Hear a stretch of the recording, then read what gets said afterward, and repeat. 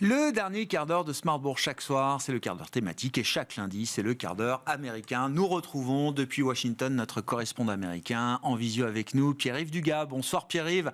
Merci beaucoup d'être avec nous au plus près du pouvoir américain pour nous aider à percer les mystères de la politique commerciale de Donald Trump et surtout des revirements et des ajustements permanents de la politique commerciale de Trump telle qu'elle a été planifiée le 2 avril dernier. Oui, les mystères, parce c'est plus simplement un mystère, ce sont des mystères, plusieurs couches de mystères. La Maison-Blanche a beau nous expliquer que tous ces revirements correspondent en fait à une démarche délibérée. Alors si c'est vrai, c'est vraiment génial, parce que là, plus personne n'y comprend quoi que ce soit, et l'adversaire des États-Unis est totalement désarçonné parce qu'il ne va pas pouvoir comprendre quel est l'objectif final de négociation du champion de l'art du deal.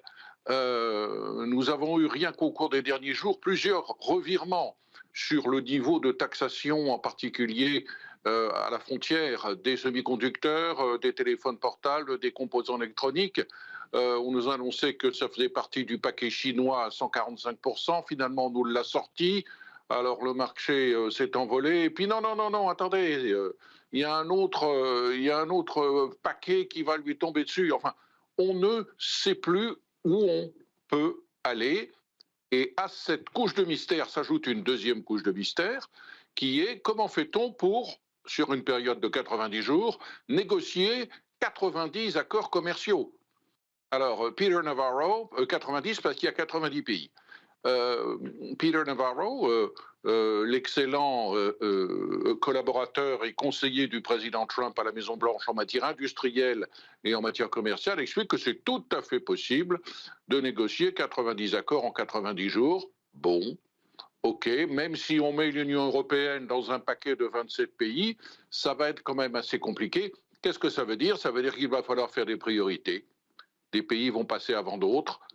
Les Européens peuvent naturellement souhaiter qu'ils fassent partie des pays prioritaires compte tenu de l'énormité du commerce transatlantique, plus de 1000 milliards dans les deux sens chaque année. Mais le Royaume-Uni a une carte à jouer, ne serait-ce que parce que le roi d'Angleterre a invité à nouveau Donald Trump pour une visite d'État. On sait que l'Australie y croit.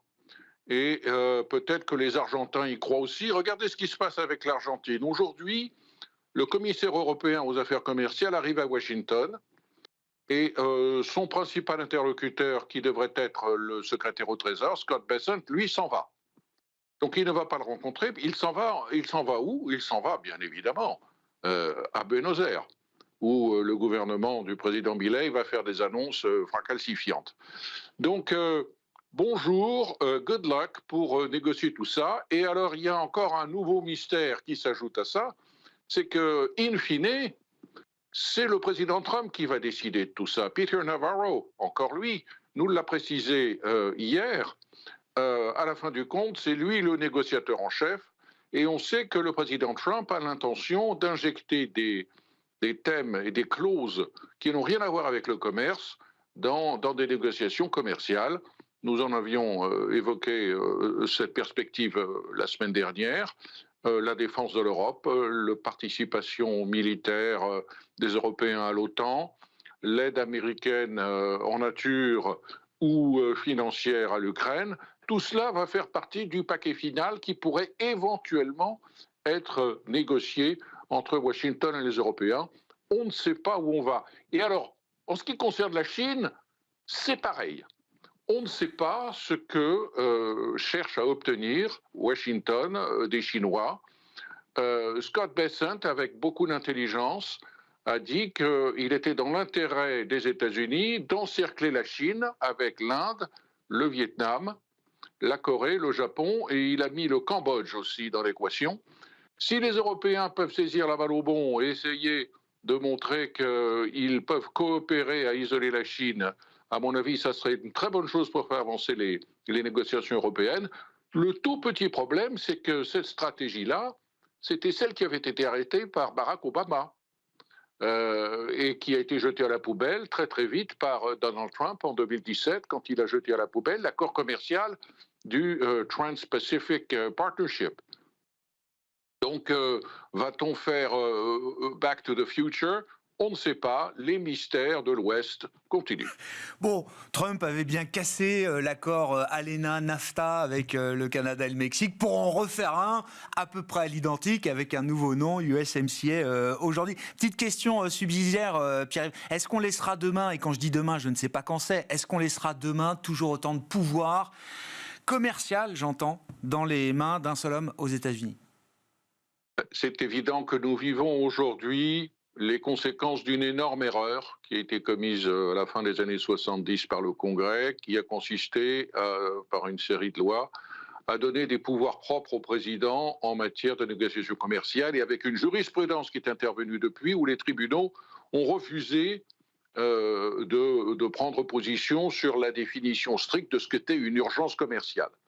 Donc le président Trump a les mains libres pour plusieurs mois. Il y a un moment tout de même où le Congrès va devoir intervenir de par la loi, et quelques voix s'élèvent parmi les républicains modérés. Je pense aux sénateurs de l'Iowa en particulier, pour dire il faudrait que le Congrès intervienne et mette son veto, si j'ose dire, pour renverser l'ordre des choses à ces initiatives unilatérales prises par la Maison-Blanche et qui engagent les États-Unis sans aucune consultation du Congrès, puisque comment pourrait-il être consulté? Et ça change toutes les 5 minutes. Et puis, question effectivement, alors qui se pose d'autant plus après l'exemption des produits d'électronique personnelle, une exemption temporaire des tarifs dits réciproques, et notamment des tarifs de 145% appliqués à la Chine. Donc on a vu tout au long de ces derniers jours Howard Lutnick, secrétaire au commerce, nous expliquer comment on allait revisser, enfin assembler les iPhones avec un petit tournevis et des vis sur des chaînes de montage aux États-Unis. Personne n'y croit, et surtout pas Apple. Mais on est dans le domaine du fantasme médiatique qui parle au peuple MAGA. L'idée qu'on puisse fabriquer aux États-Unis des iPhones est une idée qui plaît à l'électeur MAGA. Le problème, c'est quand on voit la réalité de la fabrication des iPhones en Chine, sur des campus, avec des dortoirs, avec des autobus qui amènent ces jeunes gens qui sont embauchés de manière saisonnière, qui sont payés $4 de l'heure et qui viennent pour 3-4 mois, assembler pendant des heures minutieusement des composants mécaniques et des composants électroniques, souvent dans les usines de Foxconn. C'est inimaginable aux États-Unis. En Californie, le salaire horaire est de $16,50. Vous imaginez de productivité qu'il faudrait entre les fourmis californiennes et les forces pour qu'on continue de produire plus de 200 millions d'iPhone tous les ans. Ça n'est pas possible. Apple a vu venir le danger de sa très forte dépendance à l'égard de la Chine. La société s'est diversifiée en termes de production au Vietnam et surtout en Inde. 15% maintenant des iPhones sont fabriqués en Inde. Des iPhones sont également fabriqués au Brésil, mais au Brésil, les coûts de production sont très supérieurs aux coûts chinois. Alors là, on continue dans la série des mystères aux couches qui s'accumulent. Le prix de l'iPhone, en gros, s'il est assemblé aux États-Unis avec des composants qui viennent de Chine, va augmenter de 15 à 20%. Mais s'il est assemblé avec des composants qu'il va falloir produire aux États-Unis, alors là, il peut tripler ou quadrupler.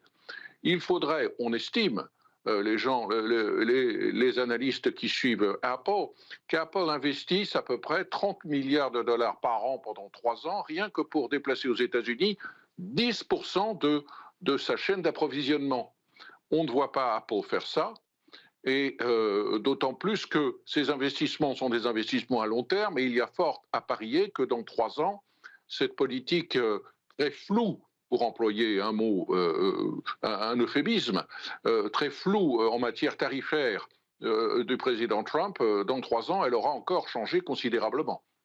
Est-ce que les publications de résultats là, sur les marchés, est-ce que ça va être un moment de libération de la parole des grands CEO de Wall Street, Pierre-Yves, peut-être comme on n'a jamais vu, d'ailleurs, qu'il y ait du lobbying derrière les portes closes, je l'imagine sans aucun problème.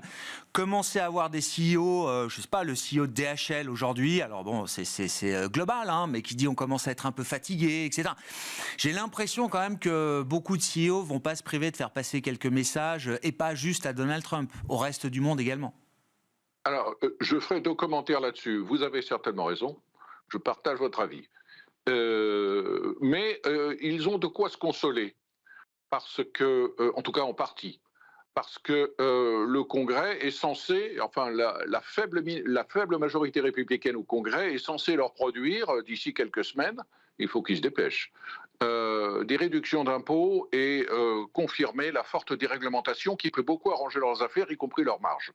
Ça, c'est la première chose. L'autre élément, c'est que, vous savez, Donald Trump, il est fortement critiqué en Europe pour pratiquer une politique qui, dit-on, si l'on lit bien les grands experts européens de l'Amérique, est favorable à des oligarques. En fait, c'est pas vrai. On le voit bien en ce moment, les oligarques sont en train de se révolter. Elon Musk a beaucoup à perdre dans une guerre commerciale avec la Chine. Il avait beaucoup à perdre à s'exposer en matière de réduction de dépenses publiques, et on le voit dans les chiffres des ventes de Tesla.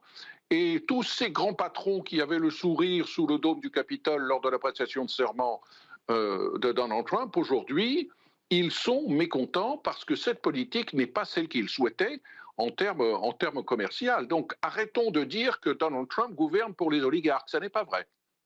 Merci beaucoup Pierre-Yves. Pierre-Yves Dugas avec nous chaque semaine, le lundi en l'occurrence, dans le dernier quart d'heure de Smart Bourse pour un quart d'heure américain, plus que jamais nécessaire. Pierre-Yves Dugas, correspondant américain de Smart Bourse et de Smart for Change, avec nous en visio depuis Washington ce soir.